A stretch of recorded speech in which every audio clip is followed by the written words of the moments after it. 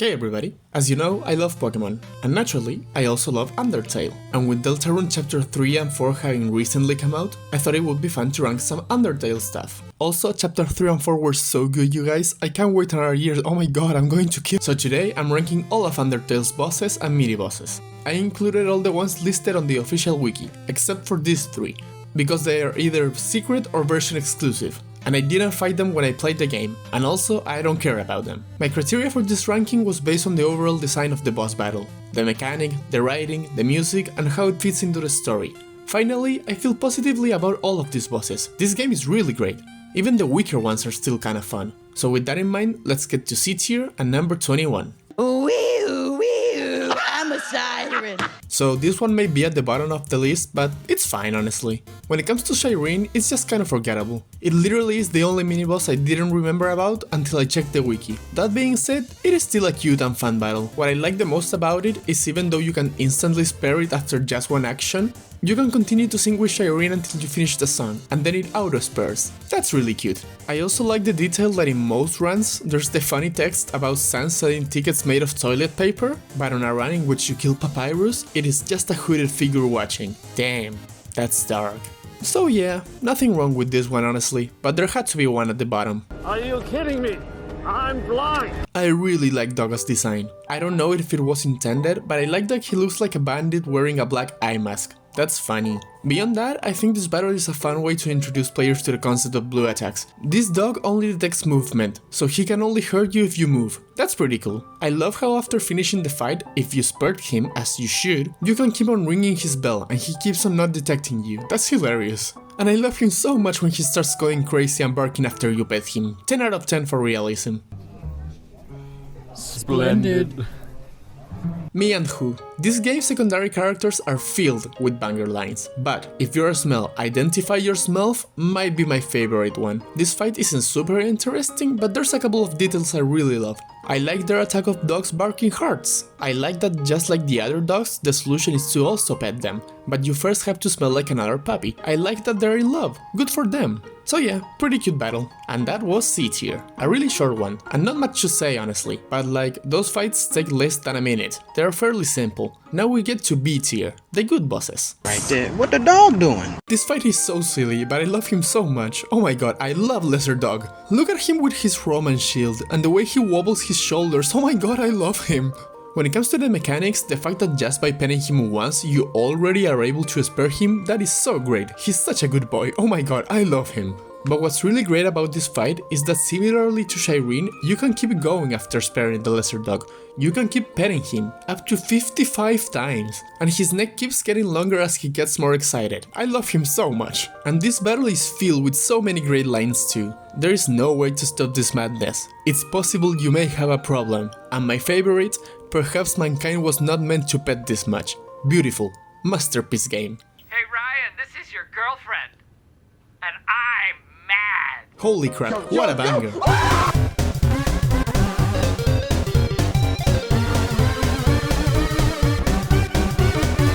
Honestly, that statement is true for like 90% of this game's soundtrack, but oh well. While the attacks you have to avoid aren't super interesting, I really like how you use Mettaton attacks against them. That's a fun concept. They eventually realize that their minions suck, which give us maybe the most relatable line ever. Now you'll see my true power, relying on people who aren't garbage, and makes them unleash their final weapon, a single knife. If only he had brought two. Geez, Homer, I thought someone with two wives would be happy. No, you're thinking of someone with two knives. I gotta tell you, this is pretty terrific. Also, Dogamy was the original Sans. They knew what was up. I also love and hate the genocide version. They get so pissed that they circle back to being joyful again and takes physical form, and then you kill them, like the monster you are. If you guys hadn't picked up on it yet, I haven't really played the genocide route, only through pacifist. It's okay, Rocky. You go when you feel like it. Really not feeling up to it right now. Sorry, might be the realest sentence in this whole game. I love Napstablook depressed ass. I love how because they are a ghost, you can't actually hit it, but they still lower their HP to not be rude. I love them so much. And in a pacifist route, you spare them by cheering them up. That's so wholesome. Look at them with their dapper hat. Also, if they had a better self-esteem and was confident in themselves, Napstablook could have beaten the player during the genocide run, since you literally cannot hurt them. If only the other monsters had made friends with them, maybe they wouldn't have died. Let that be a lesson to you all. Cachorro feliz, feliz, feliz. Cachorro feliz.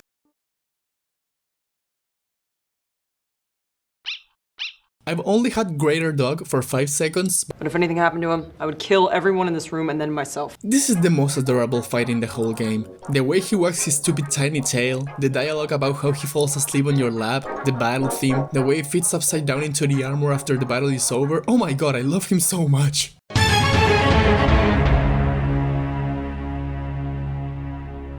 It's kind of crazy to think we're only on B tier, given how many love meltdowns I've had already. But now we have the first big boss of the list, Mettaton.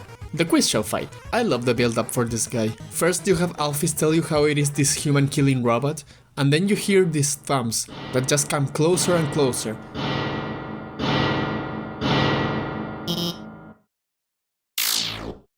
The game goes to black. And from the wall, this square Damas pops out. I love him so much. And that feeling of subversion that defines this game so well continues once the fight actually starts, since it's just a game show. Since Mettaton's original function was to be an entertainer. I adore how the first few questions are extremely simple, and honestly, I'm looking at Alphys giving me the answers like, dude, I'm not stupid. But then for question 4, Mettaton hits you with this block of text, and thank god she's there. The final question about Alphys' crush has 4 hilarious and great responses from Mettaton, but my favorite one is when you answer the human, and Alphys looks at you condescendingly, like, get off your damn pedestal, dude. Funny concept, amazing music, good fight. That's right. Now's your chance to be a big shot. Like I said, I've never actually played Genocide. The idea makes me sad, and I don't want to hurt all of these NPCs whom I love so much, so you should take my Genocide opinions with a grain of salt. When it comes to Mettaton NEO, I love the dialogue that comes before it. In general, I really like how every character who is usually happy and joyful in pacifist and neutral runs becomes jaded and serious during the Genocide run. This isn't the moment for funny comments anymore, except for Papyrus of course, because he is perfect and retains his innocence, and I love him. But in the specific case of Mettaton, I really like how his motivation to become a star to an audience of humans is still there, but there's this somber tone to the way he talks about them. They aren't just an audience to him anymore, they are real people, with lives, threatened by your existence. The line, eager as always, is such a perfect summation of how the whole game feels about you during the Genocide run. It is truly great writing. His Neo form is also a really cool design, and Power of Neo is an absolute banger. That being said, while I like everything about the setup for this fight, well, yeah, there is no fight. In terms of Fight. we have no Fight. You always one-shot it, and it is played for a funny twist. While the joke itself is indeed funny, made even better by how epic Mettaton NEO design is and also this line in Deltarune, this could have been such an intense fight, making the Genocide route have 3 of those. But no, it is just a joke. I still like it a lot, that's why it's at the top of B tier, but man, it could have been so much more. The worst part is that the story beat could have been kept mostly the same. You would still beat Mettaton in the end, but the idea that he knew you would and he was just stalling for time could have still been there. I don't know, it is a funny concept and a cool subversion, but I also would have loved to see the alternate possibility. So that was B tier. Let's get on to A tier with number 12. I love you, dude. I love you, Bro Montana. I love you, Holmes. I love you, Broseph Glibbles. I love you, Machacha. I love you, Tico Broje. Happy Pride everyone. Unrelated, the Royal Guards are my favorite couple in this game. This fight is so funny. You basically win by playing matchmaker with the 2 of them and having Royal Guard 1 become horny and have a gay panic. In particular, I love the detail of how Royal Guard 1 attacks becomes much less focused and effective after becoming nervous. And I really like how it plays with the fact that those very masculine bro men are actually the gayest. The dialogue before the fight begins is also great. They warn you about a strip-shirt human that's loose, before realizing it is actually you. I've always loved that kind of misunderstanding comedy, and both Undertale and Deltarune do it a ton. It's great. These 2 guys get like 2 minutes of screen time, and yet they are filled with personality, and they feel so well realized. Happy Pride to these 2. Papyrus! Sure. I feel like this might be the first one to be considered a hot take, but I mean, we're in A tier. This is a great battle, and I adore Papyrus as a character, he's one of my favorites, but this video isn't considering these characters as a whole, just their boss battle. And of course, their personalities are important, because they shine through in the fight and in the dialogue, but there are other criteria as well. With that out of the way, let's talk about the actual battle. I really love it. Like I said, we're on A tier. It's definitely one of the more light-hearted bosses, both because of Papyrus' silly personality and also the fact that if he beats you, you don't actually die. He simply captures you, and you can instantly get out too. That is so cute. This fight is filled with amazing moments, but I have very high standards. I can make spaghetti. Oh no, you're meeting all my standards. Might be the best. Also Papyrus, I can make spaghetti too. Take me please, take me, take me. Another notable one is the blue attack. At first, it is just a joke about his attacks being ineffective. But no, it is a very clever way of introducing a new battle mechanic, the blue heart, which I really love. On the other hand, the genocide version might be the saddest moment of that entire route. Every other character realizes what a monster you are and calls you out for it, but not Papyrus. He is the only one who chooses to believe there's still good in you. Damn man, that is so sad. I really like this battle. It is funny, it's clever, Bone Trussell is a perfect fit, then with the two of you becoming friends it's cute, and the annoying dog stealing his special attack is really amazing. Papyrus, please cook me spaghetti. But before we get into the top 10, let's cut to a commercial. Yes, this video is sponsored. Crazy, right? Thanks to PP Poo Poo Wars Royale for sponsoring this video. Jump into the potty kingdom, choose your side between the Toilet Paper Coalition and the Wet Wipes Battalion, and help them reach victory. With AAA graphics that are totally real and run on a smartphone, discover this immersive world. Upgrade your soldiers and claim total control of the potty kingdom in this epic turn-based RPG. Use code DERANGEDDAMAS when you sign up to get 50 free poopy coins. That is Deranged Damas for 50 poopy coins. Thanks to PP Poo Poo Battle Legends for sponsoring this video.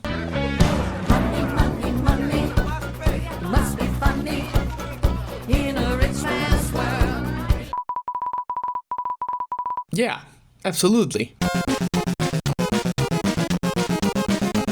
What a banger! Despite being one of the less fleshed out characters when it comes to the bosses, I love Muffet so much. It is so great that her main motivation to fight you is that you were stingy with your money and didn't buy one of her stupidly overpriced donuts. Even though that's funny enough on its own, as the battle progresses, you realize that she's kind of a mom to the spiders and the money is for taking care of them. Despite being a simple motivation, it adds so much more to this character and makes her so much more likable. And yeah, she simply cares about her family of spiders. Even in the genocide version, after finding out you didn't hurt any spider, she lets you go. And then you stab her in the back. Like the monster you are. The line, "but with the money from your soul, we'll be able to rent them a heated limo," is simultaneously hilarious and also really cute. Like, oh, they're cold. Speaking of cuteness, I really love Muffet design. It might just be the cutest spider in fiction. The cutesy smile, the tea motif, and the way her movement is animated, especially the way she closes her eyes, is simply adorable. When it comes to the fight itself, I love the purple mechanic. It is such a different and unique way of combat. Her attacks do get a bit repetitive since they are all fairly similar, but still, cool mechanic. Her pet in particular is really cool, and the way your rectangle moves while it's chasing you, it is great. Anything that adds more movement to this game's combat is very welcomed, honestly. Yeah, amazing fight and character. Muffet pours you a cup of spiders is an incredible reference. Would you like something to drink? She opened the fridge. We have water, milk, juice, spiders, Dr. Pepper. Spiders? Spiders it is then. No, that wasn't. But she was already pouring him a brimming glass of spiders. Here, right here. All your needs will be met. I'm hungry! In a minute! It's kind of hard to talk about these guys without talking about the True Love as a whole. I'll try to keep it short, since I could gush about it for so long. True Love may just be my favorite area in the whole game. The somber and creepy atmosphere, the lore and story within, all of the experiment entries, the way Alfie's character is given more depth, the music, everything about it just speaks to my sensibilities so much. There's a sense of terror and mystery, but also mixed with tragedy. This place was filled with good intentions once, and the amalgamates are the crowning achievement of this section. Their designs are so incredibly off-putting, mixing aspects of monsters we've already met, but also feeling very alien and unknown, almost in a sense of cosmic horror. This is particularly true for the first one you encounter, the memory heads. Their overlap of faces, their black glitchy garble of dialogue, the red text that appears if you try to attack them, and the fact that they connect to your cell phone to speak, oh man, it is so unsettling. The other ones lean more into characters we already know, being a corrupted version of the cute and quirky monsters we love. And Dogany is a mix of all the dogs, Lemonbread of Shyren, Aaron, and Molvik, Snowdrake's mom being a deformed Snowdrake, and my favorite, Reaper Bird, who at first just looks like a fucked up version of Big Bird, but when looking closer, it is a mixture of astigmatism, final frogrid, and Whimsalot.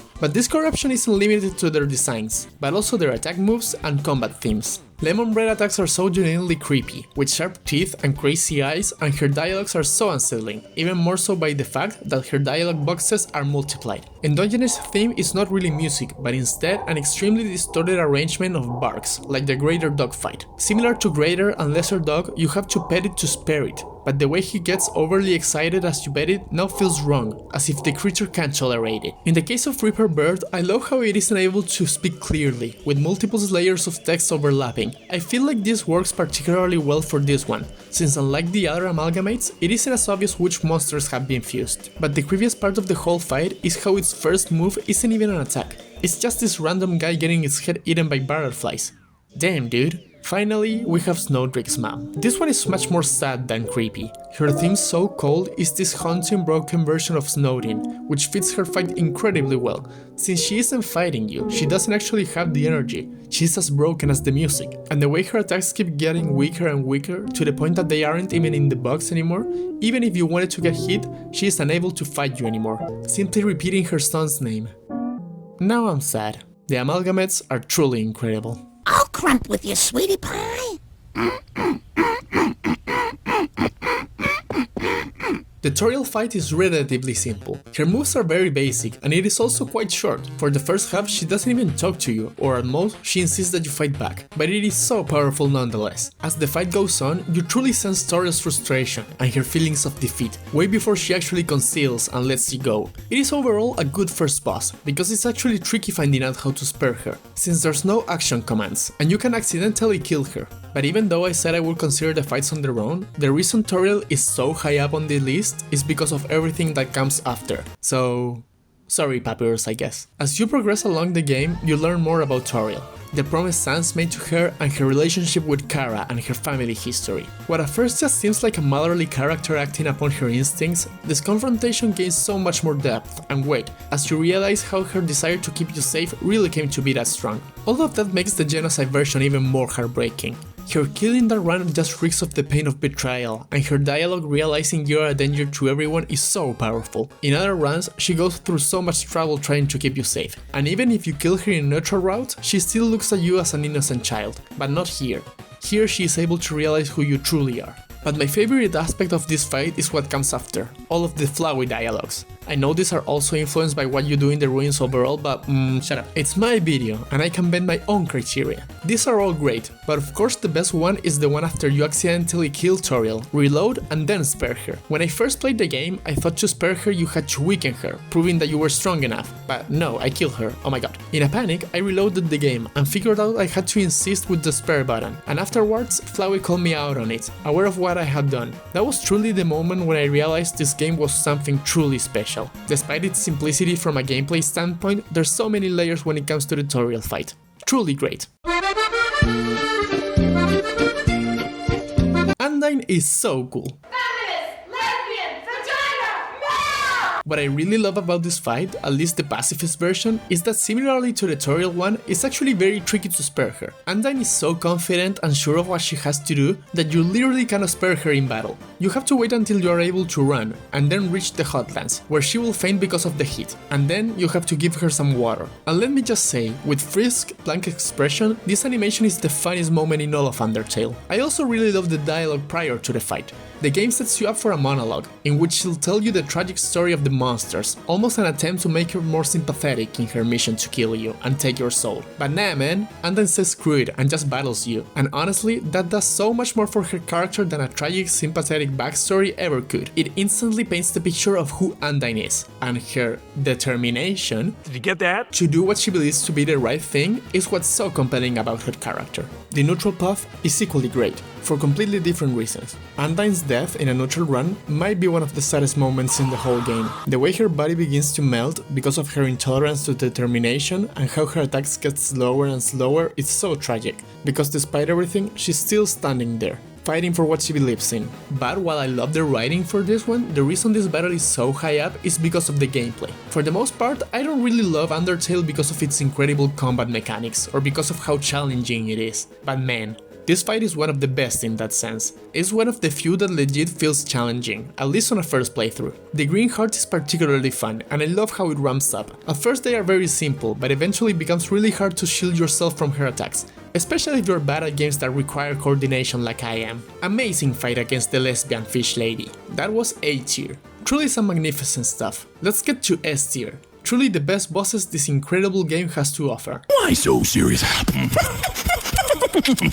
Legit horrifying. Such an off-putting design.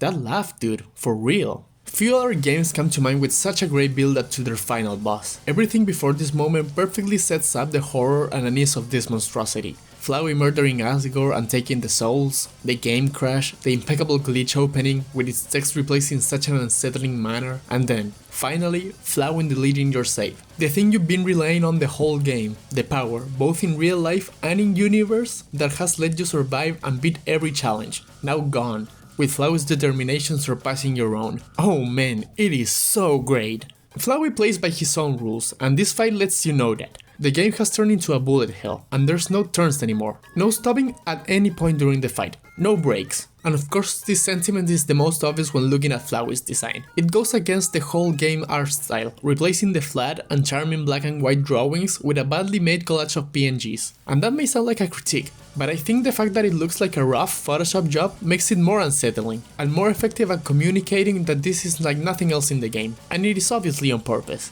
Every aspect of this design feels incredibly deliberate, both from the game's creators, but also from Flowey himself. It is almost as if he tried to conjure the most alien look he could. Even in the way his tubes pulsate, it is so creepy. I adore this design so much. The eventual resolution of the battle is beautiful too. As the souls come to aid you, the switch from the terrifying your best nightmare to finale feels so triumphant and hopeful, and at the end is thanks to the 6 souls' determination that Flowey's save is overwritten. Though first you have to go through a fake out defeat of Flowey, which is, honestly, very funny. And at the end, despite all of the horror of this fight, somehow the creepiest moment comes if you kill him, when he tells you, "I knew you had it in you." Damn, that's powerful. Of course I personally didn't do that, I spared him and was left with the beautiful mental image of Flowey running away. Then why don't you just fucking die already? Jesus, Battle Against a True Hero is such an incredible song. Top 3 in the game maybe. It gets me so hyped, like dude, and it's also called like that because she's the true hero, like dude! Despite being similar to its neutral and pacifist counterparts, this is my favorite version of the Undyne fight. I love how from the beginning, from her very first attack, she is on steroids. With her first attack, the game makes you think, oh, it's going to ramp up, like in the other versions. But no. She instantly goes ultra aggressive, it is amazing. She is here to kill you, dude. In the pacifist and neutral fights, even though she also wants to take your soul, there's a sense of respect of combat in her dialogue. She recognizes your own determination, and even lets you know that to beat her, you'll need to stand your ground. There's a sense of honor in that original battle that it is completely gone here, replaced by Undyne's silence as she tries to stop you from murdering everyone else. And like I said, even though mechanically it's similar to the regular Undyne fight, this is so much harder, being one of the most challenging battles in the whole game. And if you wonder how I know that despite never playing Genocide, there's a simulator that lets you do this fight, and another for the other very popular difficult battle. I love Undyne redesign here as well. She seems so much more fierce. The quirkiness of her original form is gone, replaced with a confident expression of determination and a cool as hell armor. I don't have much more to say about this one. It is fairly similar to its regular version, but the heightened gameplay, an absolute banger of a song that Battle Against a True Hero is, elevated a little bit higher for me. Would you apologize for your comment? Will you have a cup of tea? Will you apologize for your Would comment? you like a cup of tea?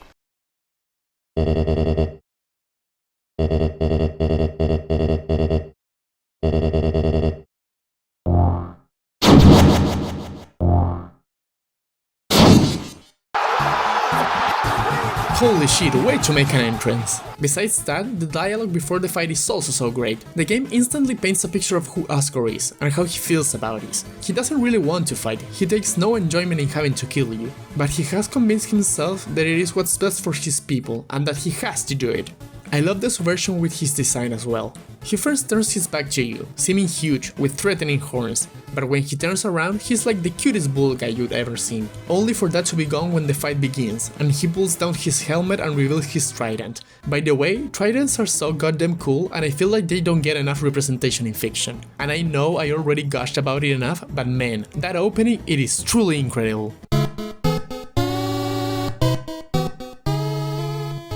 The few notes of Bergen's track build so well with the decks about being filled with determination. The gameplay, while not necessarily one of the best in terms of boss battle, is greatly enhanced by the visuals of this fight. For example, the attack in which he swings his trident. Mechanically, it is fairly simple, and sometimes it can even result in purely blue attacks and you not having to move at all. But his eyes shining in the dark and the force of the trident swings go so incredibly hard. It's amazing. It's also really nice to have a fight with some color in it. And beyond all of that, there's one tiny detail in this one that I love so much. When you use act and talk, if this isn't your first try, you'll get this. You tell Asgore his skill you once before. He nods sadly. He knows? The implications of this, oh my god. Toby, why do you do this to me? That's what I'm talking about! That's why he's the MVP! That's why he's the GOAT! The GOAT! Okay, so this one is pretty huge, and there's a lot to unpack. The video I used for this section is 26 minutes long. That should tell you everything, so if my comments seem to the point, well, that's why. This video is already longer than I wanted it to be, and I think the best way to go about this massive battle is just in chronological order. I love the intro to the fight, with all the major characters you've become friends along the way, and it fills me with joy every time I watch it. But of course, the reveal of how they all got here eventually comes.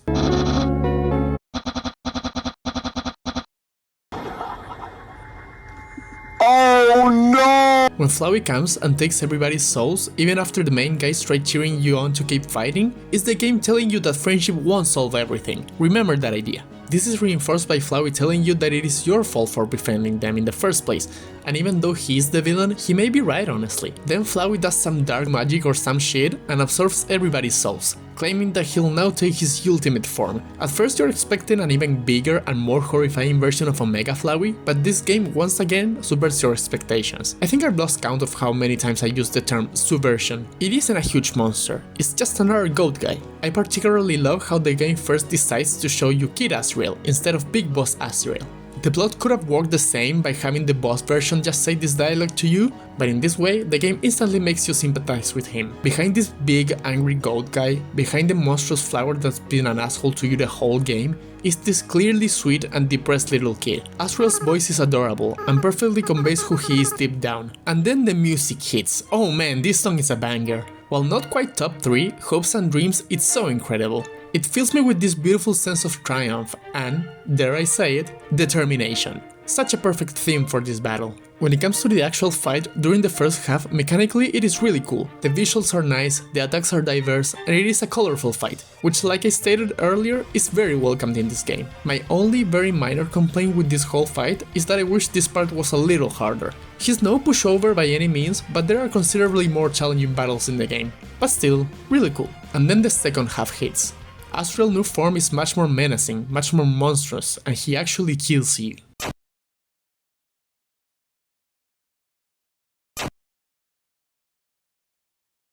These 3 words. These 3 beautiful words. There's something so inspiring about this moment. It encapsulates so well what the true pacifist route is about. Insisting to do the right thing, even when it's harder, even when it takes more time and it is more taxing, and not the most logical thing to do. As you save your friends, I get so emotional. Each important aspect of the connection you made to them comes back, and it is what allows you to save them. The game lied, friendship does solve things. Did you guys remember that idea? If you didn't, I'm going to be so disappointed. I told you to remember it, and you should have. It is legit beautiful, and eventually you realize that there's one more soul to save. Asriel's. Despite how at first he doesn't want to let you in, you keep insisting, you keep refusing, your health getting as low as it possibly can, and eventually he opens up. The eventual reveal of what the name really means and that you actually weren't playing as that character, but instead as this whole other person, Frisk, it's so great. It is a twist that doesn't aim to shock you, but instead move you. Now that you know Asriel's story and what led to him turning into the horrible person that Flowey was. Asriel's arc is so compelling to me. It is the story of someone extremely vulnerable who shielded himself behind hate and violence. A story that isn't particularly unique, but it is so well executed here. The final hack between Frisk and Asriel is so touching. It's incredible that such simple pixel art can get me so emotional. This is such a beautiful final boss. A perfect encapsulation of everything that the true pacifist route is. I love it. Hell yeah, baby, it's Sans, baby! Hey everybody, it's Summer Sexyman Sans, the funny skeleton gun! Hey guys, is this a Smash reference? It's Sans, everybody! Sorry about that. The last entry got a little bit too real and emotional, and I had to bring some of my ironic energy back into this. While not necessarily the best in other aspects, I think it is undeniable that from a gameplay standpoint, it is the best. It's so challenging, but there's an amazing learning curve to it that makes it more satisfying as you slowly get closer and closer to defeating him. The way this fight subverts what you've grown used to with the fights before, it is also incredible. Like yeah, why bosses don't just start with their strongest attack? And if you can dodge attacks, why can't your opponent do so too? And oh, Sans is the weakest enemy. He indeed only has 1 defense and can only deal 1 damage, but he doesn't give you invulnerability frames like everybody else does. But the writing here is so incredible too. The fact that so many lines in here, such as "in days like these, kids like you should be burning in hell," "you felt your sins crawling on your back, do you want to have a bad time," have become so iconic it speaks for itself. Also the bait in which he spares you and then kills you, it's so funny. But beyond that, this battle gives so much more depth to Sans. It's not the only thing that does that, of course. Many of your interactions with him outside of this fight serve to make him more complex and interesting, but it is undeniable how much this fight does for him. Having Sans, you know, the guy whose name is a pun, the guy who speaks in the font Comic Sans, be one of the few characters who is aware of the multiple timelines and how the universe constantly resets, it's so incredible. There's a sense of somberness and tragedy to Sans' dialogue throughout this fight. He knows there's no point to doing anything, that it won't stay, and yet he keeps on fighting. When he eventually decides not to do anything, it's not only very funny, but also very sad. He is willing to spend the rest of eternity trapped with you, and having him react differently each time you retry is such a perfect decision. And of course, you do eventually kill him, and man, it is so sad how he calls out to Papyrus. Such an incredible fight. The gameplay is spectacular, the writing is stellar and does so much for this character, and it is one of the strongest moments of the meta-narrative aspect of this game. Yeah, that's it. I'm sure I'm not forgetting about anything.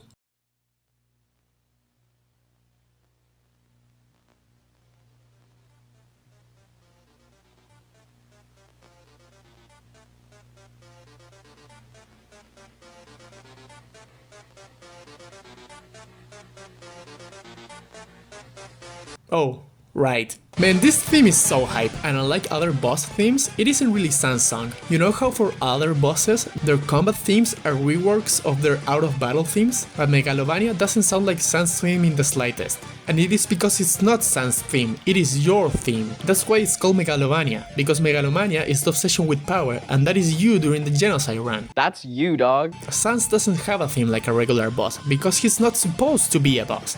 He's the hero, and you're the final evil he's trying to stop. Oh my god, that is so cool! Okay, I know that last part may have come out a little insincere, since clearly it's not my original opinion or idea and it has been talked about already for years, but I legit that symbolism is so incredible. Bravo, Toby Fox. Oh no, he's hot! It is my ranking, and I decide who is at number 1. It feels a little silly to put this battle at number 1 after what I talked about in the last few entries. It isn't as epic as the Sans fight, it's not as emotionally impactful as the Asriel fight, and it isn't particularly challenging like the Undyne one. But god damn it, the Mettaton X battle is so funny, charming, and entertaining, and I adore it. Despite that being a human killing robot isn't really his primary function, I love that he decides to fight you, and that his motivations to do so is that he's tired of Alfie's bullshit and that he wants to give people a quality show and become a star. The eventual reveal of his true form is so goddamn funny and glorious as well. The legs, dude, look at the legs! Despite not necessarily being the most intense fight or the most challenging, I love the use of the yellow heart, and it is my favorite color variation for your soul between all of them. It's by far the most fun. There's so many moments in which the writing shines so much, like the essay in which you get to write what you love about him, or the union mandated break, and my favorite line in this fight, and maybe this game? Who needs arms with legs like this? I love that the objective of this fight is to get enough ratings and for Mettaton to realize that he doesn't need humans to be a star. He already has a beautiful audience with the monsters, and death by glamour, holy shit!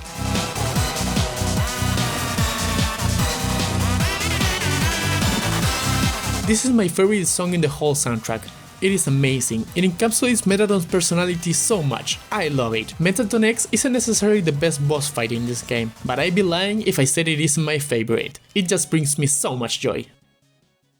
So, That's the list. I can't wait to get comments about how wrong I am. I love this game so much and I hold it so close to my heart. I had to make a video about it. If you're curious about where I'll make a Deltarune video even though it's not a finished game yet, yes, I'm working on one. As usual, subscribe, comment, like, and that entire algorithm jazz. If you liked the video, make sure to let me know to boost my ego. If you didn't, let me know in what way I could improve.